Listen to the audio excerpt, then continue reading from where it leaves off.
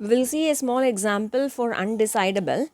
Here the example is prove that the problem an arbitrary string W accepted by the Turing machine is undecidable. So this is the thing what we have to prove now.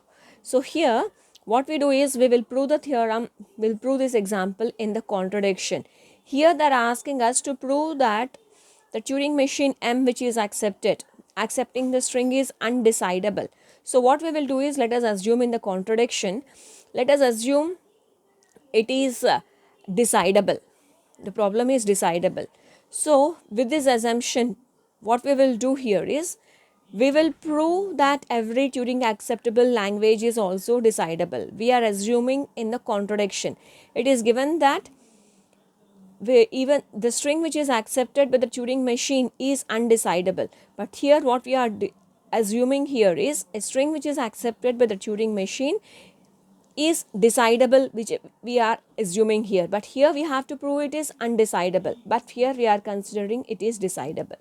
So we are assuming it is decidable, we are assuming. So let us assume, since already in the last class we have seen what is about decidable.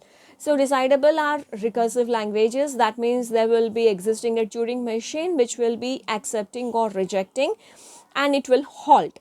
So since we are considering it is decidable, that means there exists a Turing machine. Now I am taking it as ATM is a Turing machine name which will be accepting. So now for that Turing machine, what we are doing is we are giving the input here.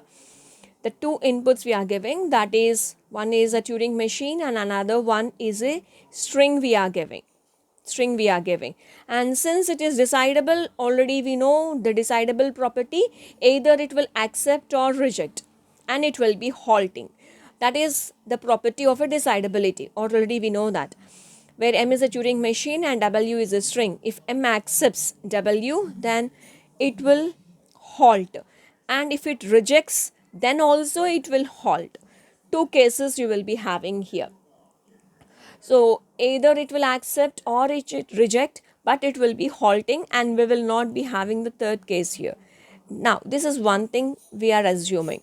Now let us assume let L be a recursively enumerable language and M dash be the Turing machine accepting L. Let L be a recursively enumerable language and we are assuming that we have a M dash machine which will be accepting L.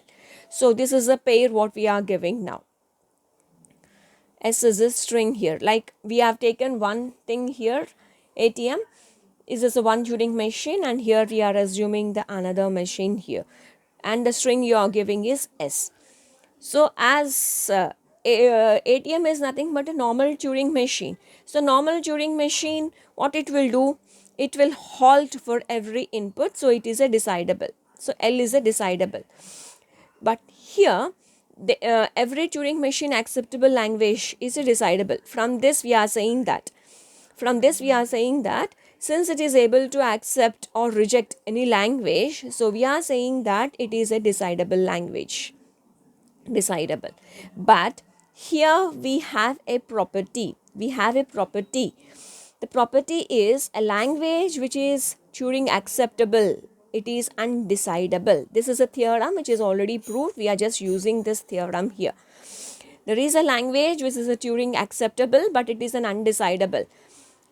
Here we are saying that M dash is a Turing machine which is accepting, but according to the property, the theorem which is given, even though it is accepting, it is undecidable. So it is showing our contradiction. It is here we are saying that M dash is a string which is accepting, but the theorem what it is given here is even though it is acceptable, it is undecidable.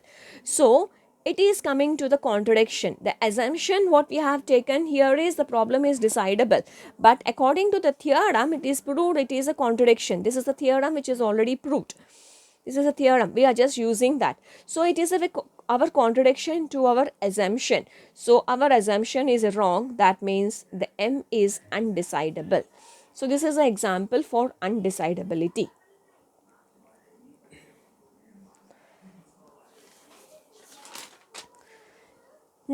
we move to the next topic, that is a reducibility. So reduction is a process of converting one problem into another solved problem in such a way that the solution of the second problem can be used for solving the first problem. It's very simple here. Like, let us assume that you want to travel from one place to the another place. We don't know the routes and we don't know the bus numbers and everything. That is one problem you have. And another problem you have is we have a guide.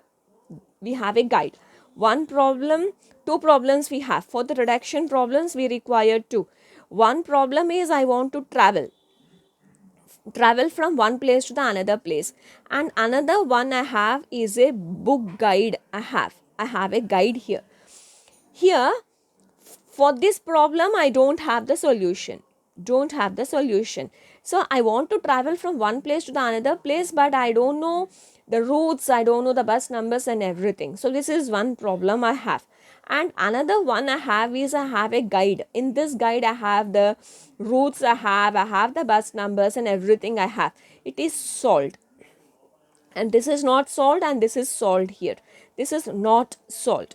Now what we do is, to solve the first problem, I am using the second problem solution. That is nothing but reducibility. To solve the one problem, we are using the solution of the second problem. This is already we have a solution, but this we don't have a solution. So what we are doing is, the second problem solution, we are using it for the first solution. So reducibility problem involves two problems. I said two problems we have, where one is a solved one. This is a solved one. And solved problem, and another problem is to be solved. This is to be solved. So second problem is used to solve the first one. The second problem you are using for the first one. This is a general example. Now coming to the theory of computations, to find a regular expression from the accepted finite automata. This is problem 1. We don't have the solution. Now Adam's theorem we have.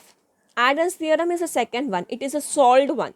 So what we do here is, to find the regular expression, we use the Adam's theorem to find the regular expression. So that is nothing but reducibility. Two problems we have. One is finding the regular expression.